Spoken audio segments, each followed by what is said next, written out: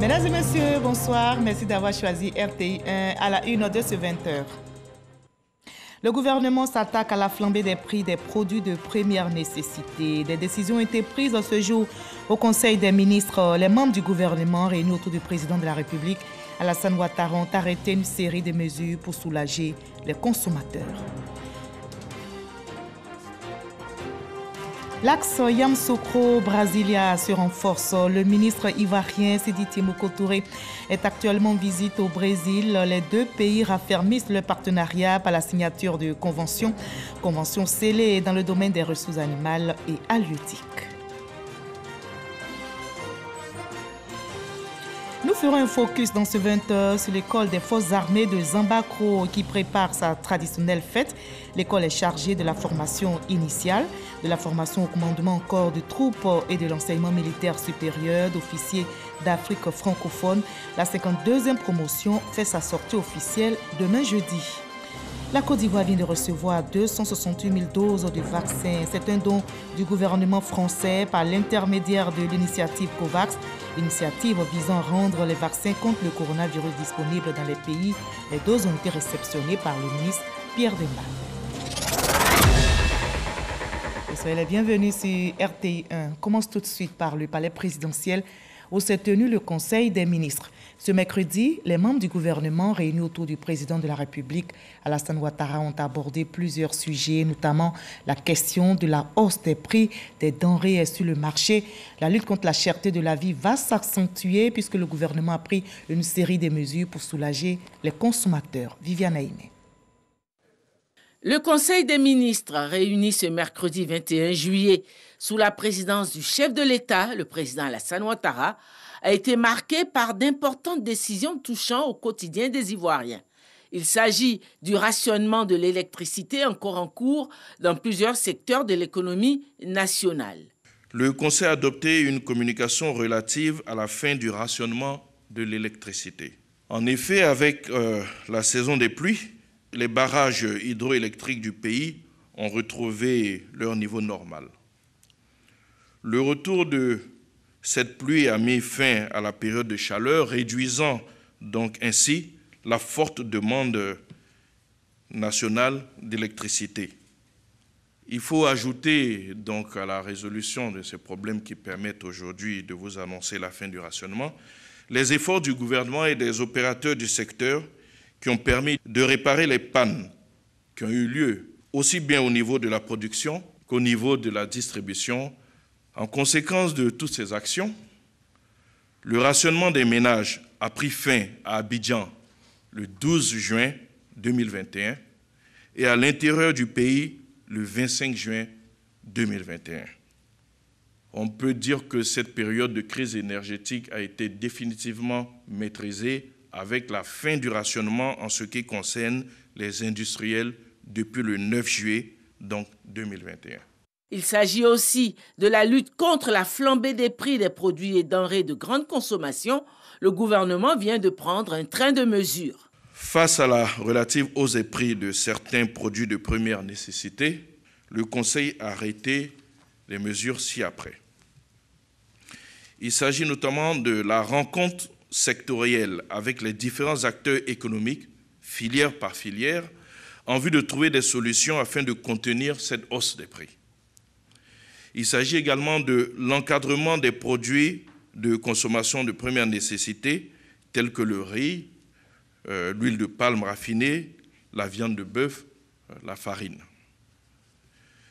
Il s'agit également donc de renforcer la surveillance du marché, notamment le contrôle de l'affichage des prix, mais également le contrôle des prix réglementés.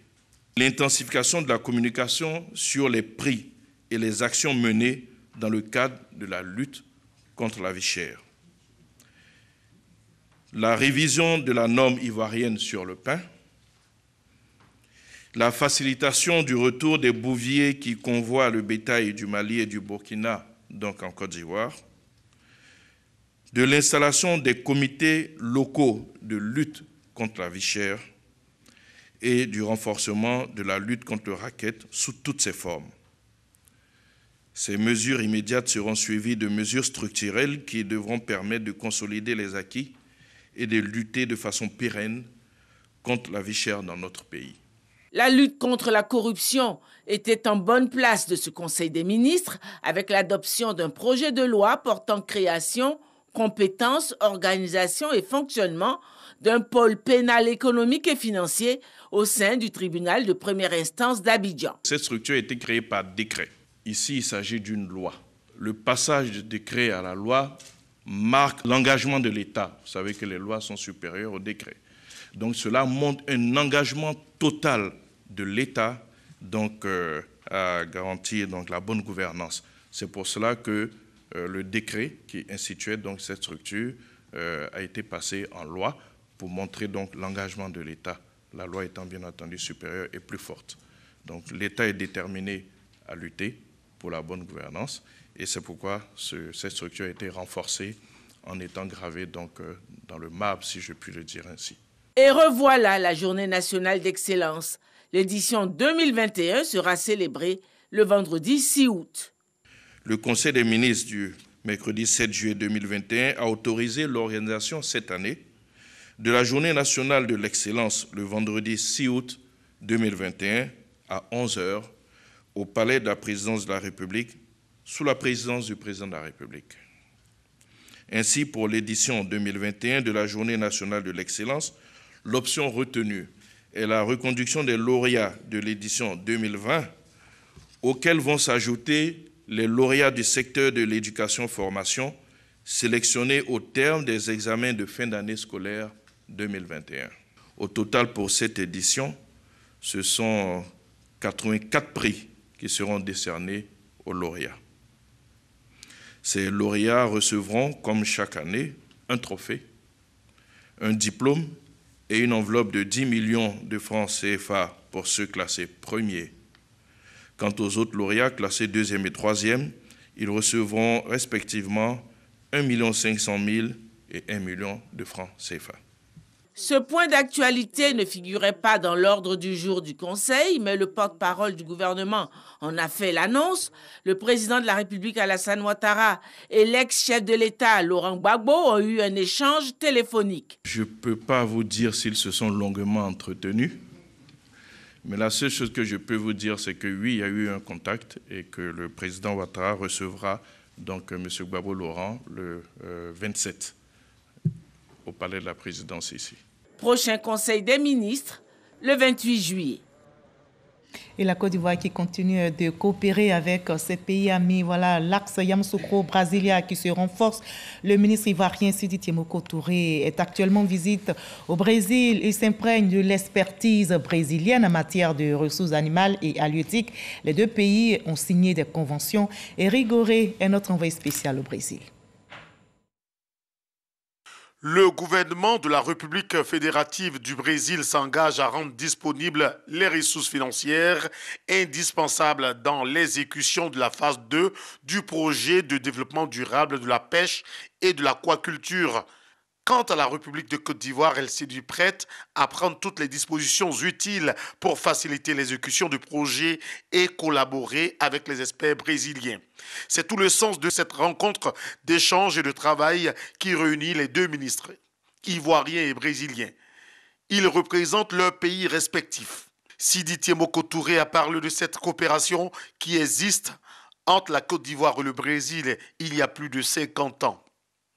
Cette amitié de coopération doit être renforcée davantage et s'ouvrir sur d'autres horizons.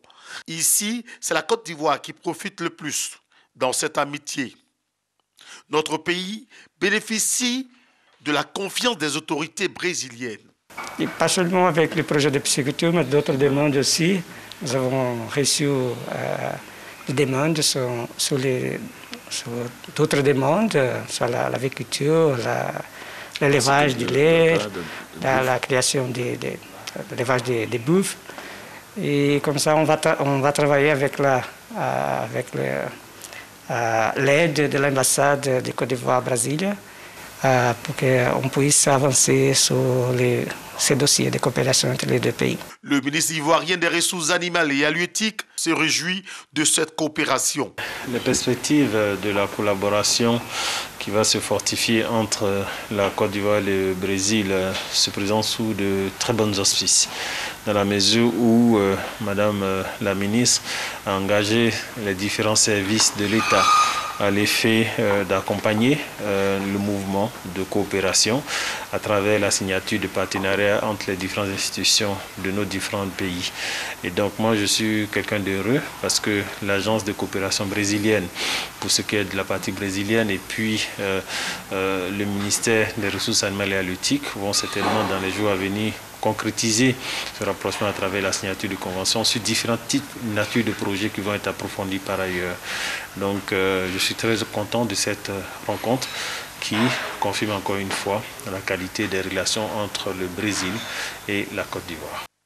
Cette visite de travail et de coopération entre la Côte d'Ivoire et le Brésil est le fruit d'intense travail du gouvernement ivoirien qui met en place plusieurs mécanismes pour atteindre l'autosuffisance alimentaire. Voilà, et on travaille également activement contre la malnutrition. La Côte d'Ivoire, notre pays, s'organise. L'État ivoirien est donc soutenu par la Banque mondiale avec plus de 35 milliards de francs CFA. Les premiers résultats sont probants. À titre d'illustration, le village de Wandika, dans la sous-préfecture de Sodiko, dans la région dans le département de Korogo, le taux de prévalence est passé de 57% au début du projet en 2018 à 12% en 2021. Noël Nyagno. La malnutrition, à l'origine, un mauvais état nutritionnel dû à une alimentation mal équilibrée ou mal adaptée. Chez un enfant, la malnutrition peut provoquer des handicaps dans son développement. En Côte d'Ivoire, selon Ousmane Diagana, vice-président de la Banque mondiale pour l'Afrique de l'Ouest et centrale, la situation s'est sensiblement améliorée. Sur le plan de la nutrition, je vois que le taux de malnutrition qui était relativement élevé, ça baisse. Non seulement ça baisse, mais les populations qui ont bénéficié de ce programme ont acquis les compétences qui permettent d'assurer la durabilité des résultats qui sont obtenus. Cette performance est à mettre au compte du projet multisectoriel de nutrition et développement de l'enfant. Ce projet consiste à prendre en charge les enfants dont l'âge est compris entre 0 et 5 ans et les femmes en âge de procréer. Coût du projet, plus de 35 milliards de francs CFA. Il va bénéficier à 1850 villages de 14 régions de Côte d'Ivoire. Wandika, dans le nord, est l'un des villages bénéficiaires. Et les acquis sont notables. Avant que le projet n'arrive, elle partait avec les enfants au champ. C'était fatigant, très fatigant.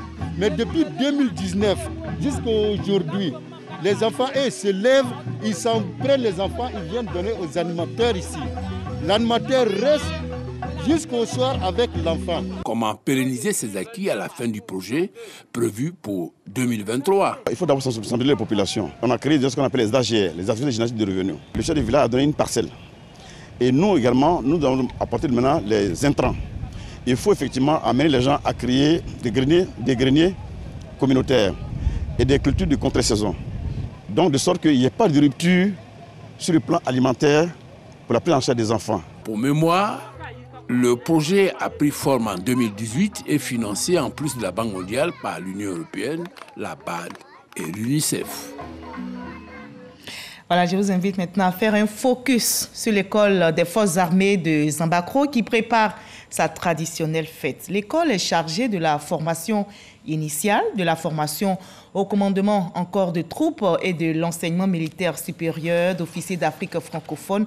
La 52e promotion fait sa sortie officielle demain jeudi. Mais avant cela, notre reporter Abou Sanogo nous conduit dans les locaux de cette prestigieuse école que je vous invite à découvrir. Il est 6h15 et nous sommes aux portes de l'école des forces armées de Zambakro dans le district de Yamoussoukro.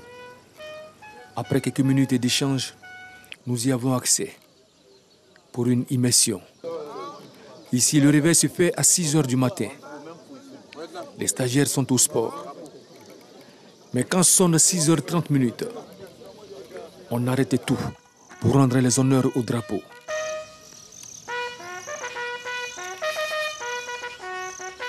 Ici, c'est l'IFA, la seule école de formation pour les officiers de l'armée de terre et de la gendarmerie nationale. Véritable outil d'intégration nationale et sous-régionale.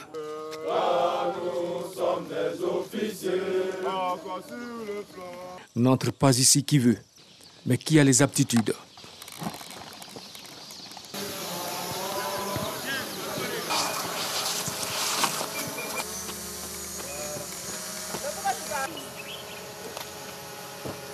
Trois grandes entités composent cette école.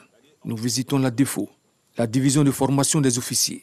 Nous assurons tout ce qui est formation initiale des élèves au sein de cette division. Parlant de formation initiale, nous insistons sur tout ce qui est savoir-faire et savoir-être de l'officier qui est un meneur d'hommes. La division d'application chargée de la formation des officiers. Nous donnons les derniers rudiments, c'est-à-dire tout ce qui est combat commando, combat en zone urbaine, pour que les élèves en fin d'année puissent être aptes à être projetés sur les opérations à l'intérieur du pays comme les opérations à l'extérieur du pays. Et la division de perfectionnement des officiers. À cela, nous apprenons les techniques d'état-major.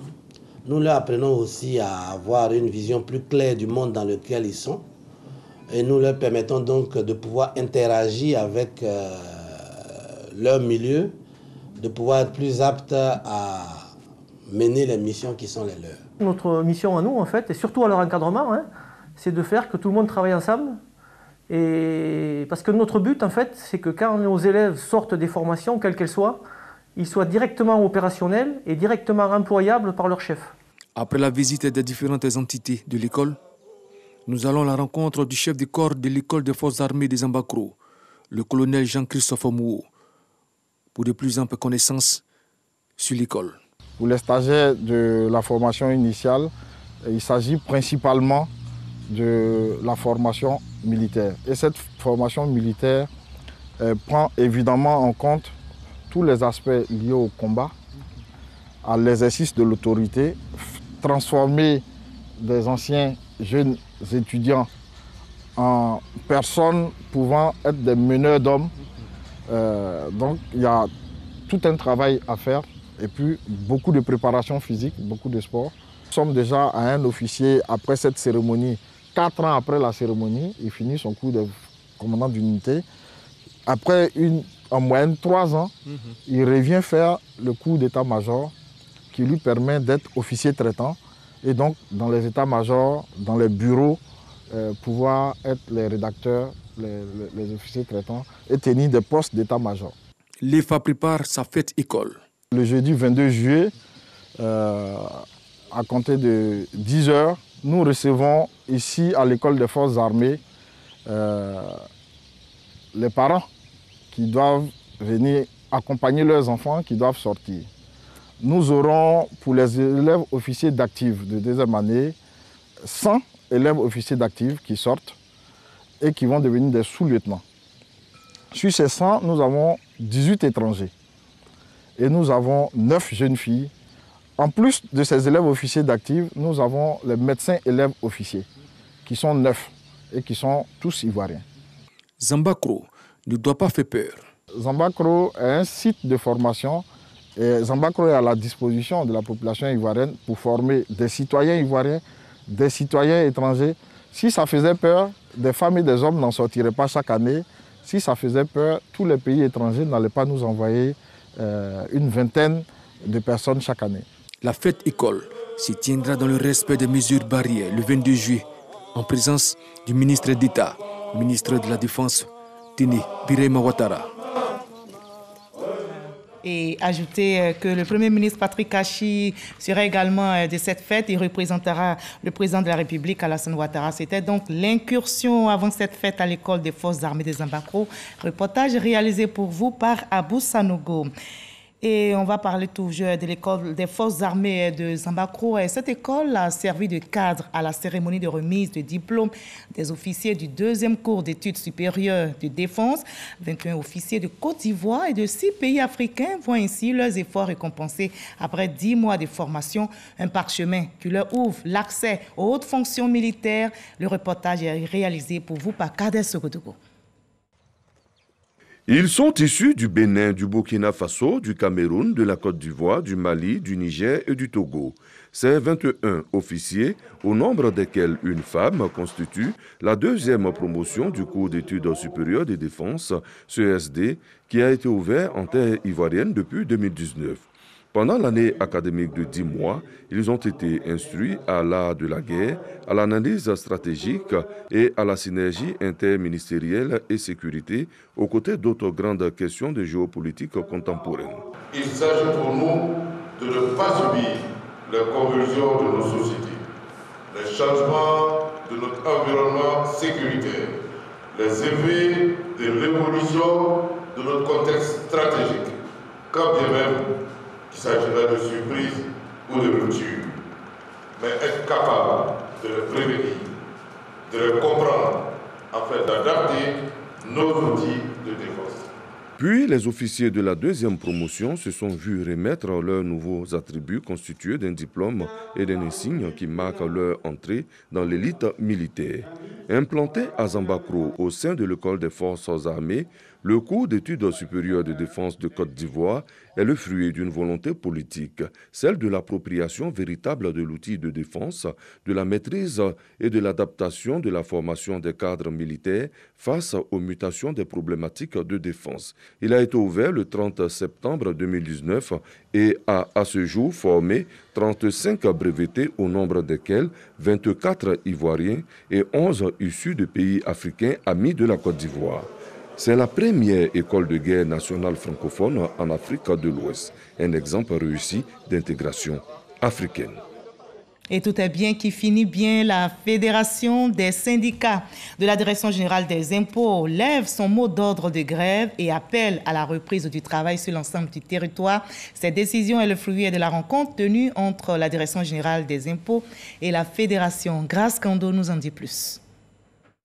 La grève de la Fédération des syndicats de la Direction générale des impôts est levée. Selon le président de la dite organisation, après les échanges, il ressort l'application effective du profil de carrière dès le premier trimestre de l'année 2022.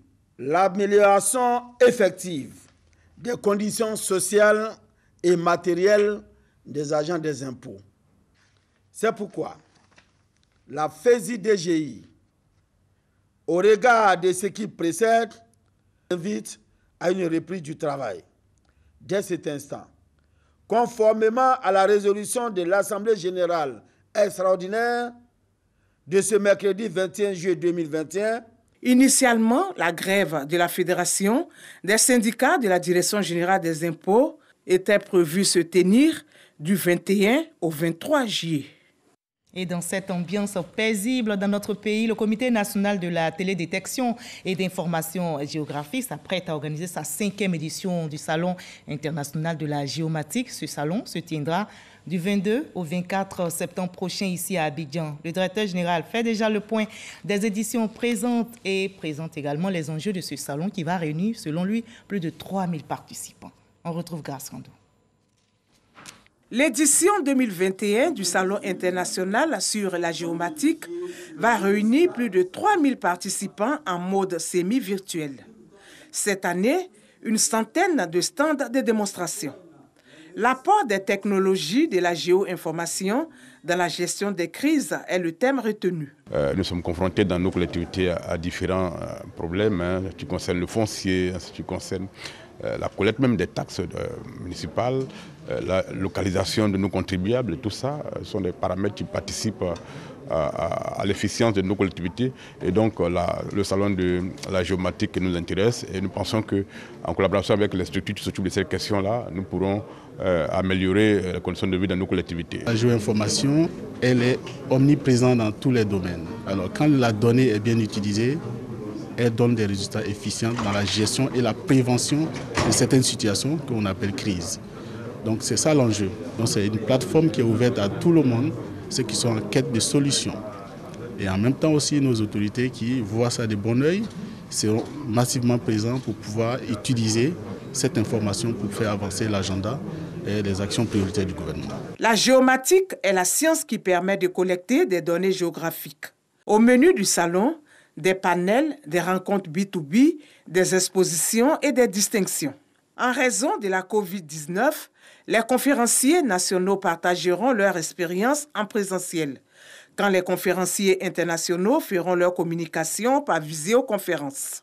Les solutions géospatiales, outils d'aide à la décision, sont à n'en point douter les maîtres mots pour arriver rapidement à collecter, traiter et analyser les données en période de crise afin de mettre à disposition des autres structures impliquées dans la gestion de ces crises. 2021 marque la 5e édition du Salon international de la géomatique. Il se tiendra du 22 au 24 septembre prochain. La communauté musulmane était en fête hier. Les musulmans ont célébré la fête de la Tabaski. Je vous propose de revivre quelques temps forts de cette célébration de l'Aïd el-Kébir dans certaines localités avec nos reporters. Les fidèles musulmans de la commune d'Adjamé, à l'instar de leurs co-religionnaires, ont célébré la fête de la Tabaski, commémorant le sacrifice d'Abraham. Dans leur sermon, les imams ont invité les fidèles musulmans au partage, mais aussi et surtout à s'inspirer de la foi d'Abraham pour se rapprocher d'Allah.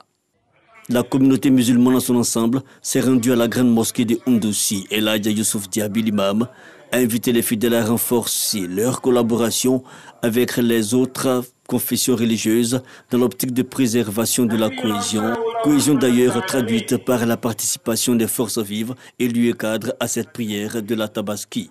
Bessikwa Oka Sandrine, sous-préfet, a dans son message final rappelé aux fidèles les notions essentielles telles le respect du code de la route, les accidents de la route qui d'ailleurs font de nombreuses victimes dans la localité.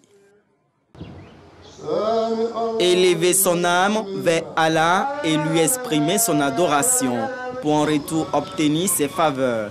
Ici, à la grande mosquée de Miyagi, les fidèles prient à l'occasion de l'Aïd el-Kébir.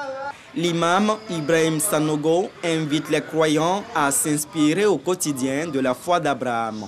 Selon lui, aimer Dieu, c'est avant tout aimer son prochain, d'où la tolérance prônée par l'islam et le partage pendant cette période de Tabaski. À Sobré, la ville voisine, la place publique est pour la circonstance une grande mosquée. Ses fidèles écoutent religieusement le sermon de l'imam Koné Issa qui enseigne la soumission à Allah. Après les bénédictions, les fidèles se sont retirés pour immoler le bélier de la Tabaski. Petit marché de Bondoukou, l'esplanade pris d'assaut par les fidèles musulmans. Tous drapés dans leur plus beau boubou, ils sont venus accomplir le rituel de la prière de l'Aïd el-Kébir. Dans son sermon, l'imam Ismaël Timité a invité toute la communauté musulmane à demeurer des fidèles pieux en s'inspirant du sacrifice d'Abraham. La fête de la Tabaski ou encore la fête du sacrifice du mouton pour tout fidèle musulman est un acte de soumission à Dieu et une invitation au partage. Au cours de cette célébration, les fidèles musulmans ont prié pour la réconciliation et la paix en Côte d'Ivoire, ainsi que pour les autorités du pays, afin qu'elles soient éclairées dans leur prise de décision engageant la vie de la nation. Voilà, les fidèles de la communauté musulmane du Conseil national de Paris en France ont aussi pris part à la prière de l'Aïd el-Kébir. L'accent a été mis sur l'importance du partage, de l'entraide et de la solidarité. La paix, l'union, la tolérance et la cohésion sociale étaient également au cœur du sermon de l'imam célébrant. Et la paix qui est d'actualité en Côte d'Ivoire, notre pays. La Fédération pour la paix universelle était à Dabou, au siège du Conseil régional des Grands Ponts, pour sensibiliser les jeunes, les femmes et les guides religieux à la culture de la paix. Akasaye Laza, le président de cette organisation, invite chacun à cultiver l'amour pour le développement de cette région. C'est Fouraziki. La paix n'est pas un vain mot, c'est un comportement. La Fédération pour la paix universelle veut s'inspirer de cette maxime de feu le président Félix Houphouët-Boigny pour faire la promotion de la paix dans la région des Grands Ponts. C'est au siège du Conseil régional des Grands Ponts que Akasaye Lazare, président de cette association, est allé sensibiliser les femmes et les jeunes sur le rôle de la paix dans le développement local. La famille, nous disons, c'est la première école de la paix et de l'amour. Parce que l'amour aussi, il est primordial dans la paix. Sans amour, il ne faut pas rêver. Et enfin, nous disons qu'on ne fait pas la paix tout seul. Il faut coopérer. C'est un partenariat entre gouvernants, gouvernés, enseignants, enseignés, parents, enfants. Et ça s'élargit. Mais en tant qu'individu, la première condition, c'est de mettre Dieu dans son cœur. Daniel Cesse, le président du Conseil régional des Grands Ponts, se félicite du choix de sa région pour le lancement du premier sommet régional sur la paix. Il encourage les jeunes et les femmes à être de véritables artisans de paix. Nous avons une région où il y a tout, potentiellement tout. Il y a l'eau, il y a la forêt, il y a les bas-fonds et il y a aussi les hommes. Si les jeunes comprennent que c'est dans leur intérêt et qu'ils se mettent au travail, vous allez voir que nous avons fait le développement. Le préfet de la région des Grands Ponts s'est saisi de l'occasion pour inviter les populations à traduire en actes cette pensée du premier président de la Côte d'Ivoire. La Fédération pour la paix universelle Côte d'Ivoire nous invite tous à agir dans notre quotidien pour rendre réelle, effective cette paix, fondée sur une interdépendance évidente afin de parvenir au développement dans notre localité. Un panel a permis aux élus, aux représentants des jeunes et des femmes de donner leur vision de la paix dans la région. Ce sommet régional sur la paix qui se tient à Dabou vient en prélude au prochain sommet mondial sur la paix prévu à Abidjan en 2022 qui portera sur le thème « La paix, interdépendance et développement local » organisé par la Fédération pour la paix universelle.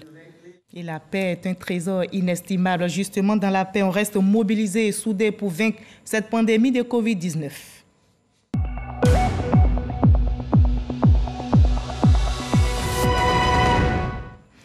Voilà, on continue de retrousser les manches contre le coronavirus. La Côte d'Ivoire vient de recevoir 268 000 doses de vaccins. C'est un don du gouvernement français par l'intermédiaire de l'initiative COVAX, initiative visant à rendre les vaccins contre le coronavirus disponibles dans les pays. Les doses ont été réceptionnées par le ministre de la Santé et de la Couverture Maladie Universelle, Pierre Demba, qui avait à ses côtés d'autres personnalités, dont l'ambassadeur de France en Côte d'Ivoire. Je vous propose d'écouter le ministre Pierre Demba. C'est un nouveau signe des extraordinaires relations entre la France et la Côte d'Ivoire. Ces doses arrivent via le mécanisme COVAX et donc évidemment ce sont des doses gratuites. Et mon message au peuple ivoirien, c'est vaccinez-vous parce que ça marche. Il faut le faire et je voudrais féliciter les autorités ivoiriennes parce que elle mène une très belle campagne de vaccination. Aujourd'hui, de nouveaux vaccins sont là. Il faut que les Ivoiriens et les Ivoiriennes en profitent.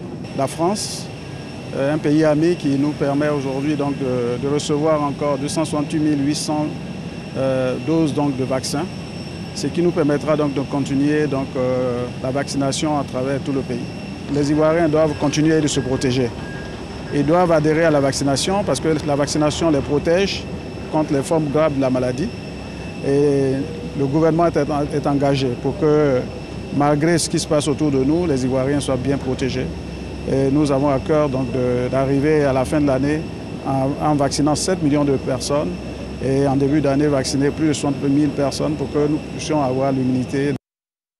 Voilà, faisons-nous tous vacciner, préservons notre santé et celle des autres. Vous l'avez compris, ce journal est terminé. Il a été réalisé par Hervé Coeur, supervisé par Hervé Blé. Merci à toute l'équipe technique, surtout à vous, de continuer à nous suivre. Je vous retrouve avec le même plaisir demain 20h.